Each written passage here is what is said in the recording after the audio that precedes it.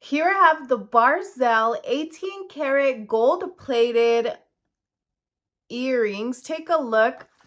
These are their crystal flower Huggy earrings in the color Black Onyx. But take a look, super nice detail.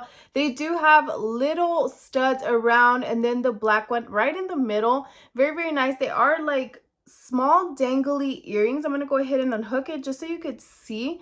So this will go in your ear, and then once it's in there, just simply hook that on there. So I'm going to be trying them on just to see what they look like once they are on. So let's go ahead and give these a try. Such a beautiful detail. Look at that. Like, it looks like a little flower with the black in the middle and then the little diamonds around there. So let me go ahead and open this one up, and then let's try this next one on.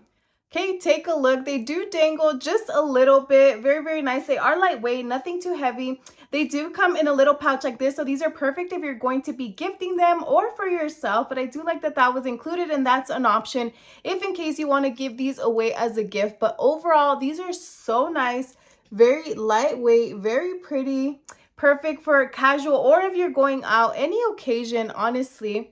But overall, they are so nice and I absolutely fell in love with them. Overall, I would definitely recommend.